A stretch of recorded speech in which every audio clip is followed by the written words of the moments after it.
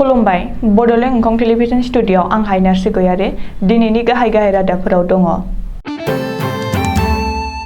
एबसुनि थाखायनो बर' हारिनि गेजेराव माहारिबादा थांनानै दं, बुंदों प्रमद बर'।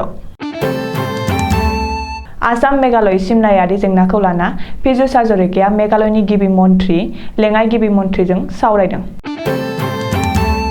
लावक'वा हाग्रा ओनसोलाव हाग्रा रैखाथि जवानखौ हानजायारि गाग्लोबदों। दिसपुरनि सेक्रेटारियेट मावख'आव घुस लाना सासे मावफारिया हमजादों। भारतआव सप्तासेनि गेजेराव कर'नानि गाग्लोबनाया 238 जौखोन्दो बांदों। बालाजानाव एमएलए लरेन्स इस्लारिया गोरिब गुन्द्राफोरनो गिबि मन्थ्रि अनसुंथाइ आसनि चेक रानदों। गुवाहाटीआव ड्राग्स माफियाजों पुलिसनि एनकाउन्टार। दानिया फैदो आबुं रादाबाव।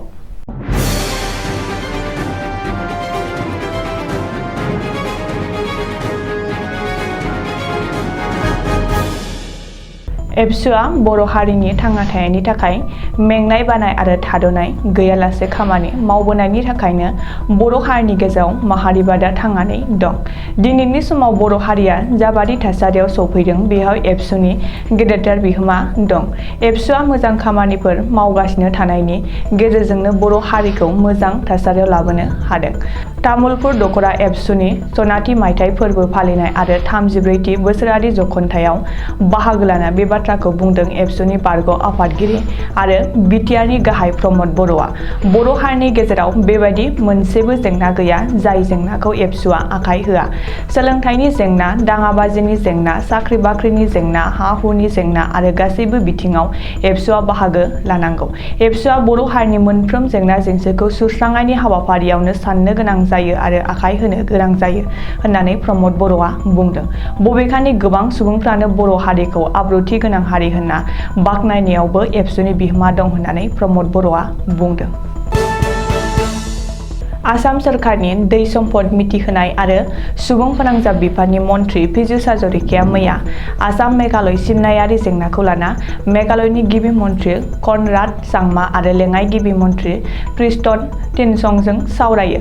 मेघालयनि राजथावनि शिलंआव जथुमनाय बे गोजौ थाखोनि सावरायमेलाव दरनैबो रायजोनि गोजौ थाखोनि मावख'गिरिफोराबो बाहागो लायो। रिपर्ट बादिब्ला दरनै रायजोनि सिमना जेंनाखौ बोस्रांनायनि जुनै दानानै होनाय कमिटिया मैयानि सावराय जथुमाव गावनि रिपर्टबो गथायो आरो बे रिपर्टखौ लानानैनो मैयानि सावरायमेलखौ जथुमनाय जायो। बबेखानि दरनैबो रायजोनि गिबि मन्थ्रिया सिमनायारि जेंनाखौ अरायनि थाखाय सुस्रांनायखौ लुबैदों होननानै जथुमनि उनाव मन्थ्रि पीयूष हाजरिकाया फोरमायदों। ओरैहाय आसाम आरो मेघालय दरनैबो रायजोनि सिमनायारि जेंनाखौ सुस्रांनायनि थाखाय दरनैबो रायजोनि थान्दै लाना दाजानाय कमिटिया जोबथा रिपर्ट गथायनायनि उनावनो दरनै रायजोनि गिबि मन्थ्रि थाखोआव सावरायना सिमनायारि जेंना सुस्रांनायनि बागै थांखि लागोन होननानै मेघालयनि गिबि मन्थ्रि कनराड चांमायाबो बुंदों। नगाव जिल्लानि बेन्दोंआव थानाय लावक'वा वाइल्ड लाइफ सेंक्सुरियाव सिखावै ना हमग्रा दुथांफोरा हाग्रा रैखाथि बिफाननि जवानखौ हानजायारि गाग्लोबदों। दुथांफोरजों हानजायारि गाग्लोबजानाय हाग्रा रैखाथि बिफाननि जवानखौ सारायहागि सावनिनि महम्मद इस्लाम होननानै सिनायथिदों। मिथिनो हानाय बादिब्ला महम्मद इस्लामा मैया मोनाबिलियाव गराजान हाथाइनिफ्राय बाजार खालामना गावनि सावनियाव थांबाय थानाय समावनो हाग्रा ओनसोलाव आयेन बेरेखायै ना हमग्रा दुथांफोरा थिं सालकाट माथावरियाव हानजायारि गाग्लोबो। सा 5 दुथांफोरनि बे गाग्लोबनायाव महम्मद इस्लामा गोब्राब जखम जादों। नाथाय महम्मद इस्लामनि हरज्रिख्रावनायाव हाग्रा रैखाथि बिफाननि लोगो जवानफोरा बिखौ दुथांफोरनि आखाइनिफ्राय रैखा खालामो आरो दगाव देहा फाहामसालियाव एडमिट खालामो। मख'नो गोनांदि लावक'वा लाइफ वाइल्ड सेंक्सुरियाव थानाय बिलो आरो हाखरफोराव ना हमनो गनायथि होयैनि थाखायनो मैया मोनाबिलिनि हानजायारि गाग्लोबनाय जाथाया जादों होननानै सन्देह खालामनाय जादों। बे जाथायनि हेंथायै हाग्रा बिफाना जुरिया थानायाव एजाहारि थिसनबाय। जनता भवन एबा आसाम सेक्रेटारियेट मावख'आव घुस लानानै सासे आइजो मावफारिया हमजादों। जनता भवननि DW थामथि खोलोबनिफ्राय हमनो हादों घुस लानाय मावफारियाखौ। मख'नो गोनांदि 4,000 रां घुस लाफुनाय समावनो भिजिलेन्स आरो एन्टि करापसन बिफाना हमदों। दिनै जनता भवनाव 4,000 रां घुस लाना भिजिलेन्स आरो एन्टि करापसन बिफानजों हमजानाय आइजो मावफारियाखौ WPTN-BC बिफाननि सेनियर एसिस्टेन्ट सीमा देवी होननानै सिनायथिदों। बबेखानि आसाम सेक्रेटारियेट मावख'नि सेनियर एसिस्टेन्ट सीमा देवीनि लोगोसे भिजिलेन्स आरो एन्टि करापसन नोगोद 99,000 रां बोखांनो हादों होननानैबो आसाम पुलिसनि अफिसियेल फेसबुक पेजआव फोसावदों।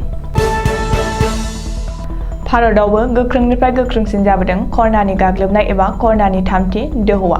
भारतआव सप्तासेनि गेजेरावनो कर'नानि गाग्लोबनाया 238% बांसिनदों। सावस्रि बिफाननि सुलुं बादिब्ला सिगांनि सप्तानि रुजुनायाव थांनाय सप्तायाव कर'नाजों गाग्लोबजानाय बेमारिफोरनि बिबाङा भारतआव 238% बांसिनदों, जायनि जुनै मिरु सोरखाराबो कर'नानि थामथि दोहौखौ लाना साननो गोनां जादों।